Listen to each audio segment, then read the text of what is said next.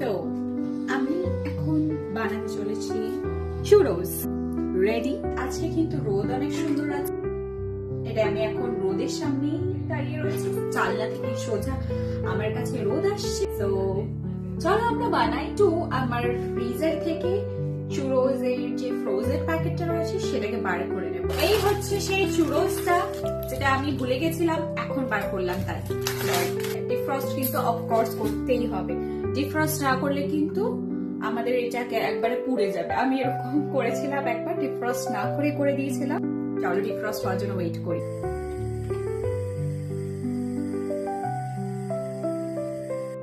So তেল কিন্তু এখনো গরম হচ্ছে।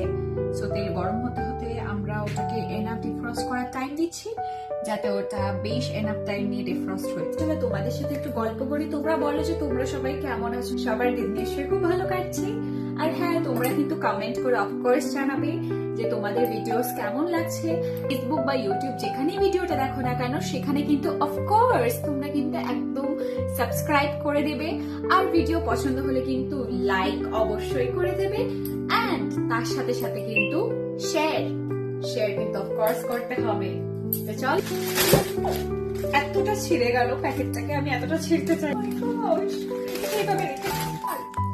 চুরোস এখনো ভালো করে ডিফ্রস্ট হয়নি। তো আমার হাত থেকে যেহেতু চুরোসের প্যাকেটটা পুরো ছিঁড়ে গেছে, তো আমি এখন কি করছি, একটা একটা করে এখানের মধ্যে, ও মাই গড, বার করার চেষ্টা করছিলাম, নালে পুরোটা আমরা তো খাবো না এতটা।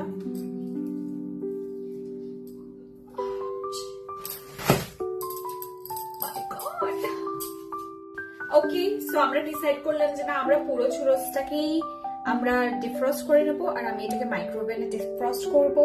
সো আমি এটাকে এরকম ভাবেই, দেখো এটা এরকম ভাবে রয়েছে, বরফ জমা এখনো, ধোঁয়াও বেরোচ্ছে। সেটাকে আমি ডিফ্রস্ট করে নিচ্ছি। ওকে,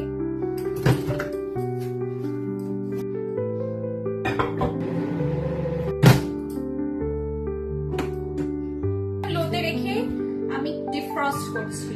2 মিনিট লাগবে। তেল গরম হয়ে গেছে, কিন্তু এরকম করে ডিফ্রস্ট করে নিয়েছি, যেগুলো ডিফ্রস্ট হওয়ার পরে একটু ছেড়ে গেছে। আহিস্তা আহিস্তা। গ্যাস বার্নারটা ছোট, তাই কিন্তু আমি এটাকে একটু হাই বার্নারে রেখেছি। এখন এটাকে বেক করেও খাওয়া যায়, বাট আমি বেক করে খাবো না, কেন কি আমি যে চুরোস খেয়েছিলাম তাতে আমার এইটাই বেশি পছন্দ হয়েছে। এটা পুরোটা ব্রাউন হয়ে গেছে। চুরোস খুবই পছন্দ খাওয়া। এটা একটা তো হলো, তুললাম।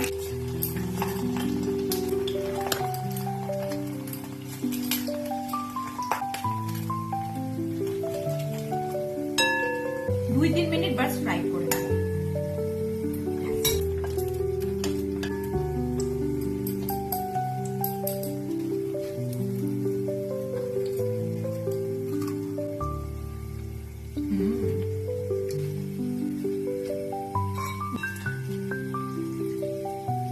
হাই ফ্লেমে রেখেছি।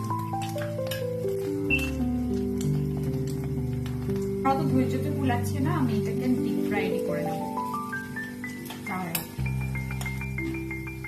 বেশ ভালো।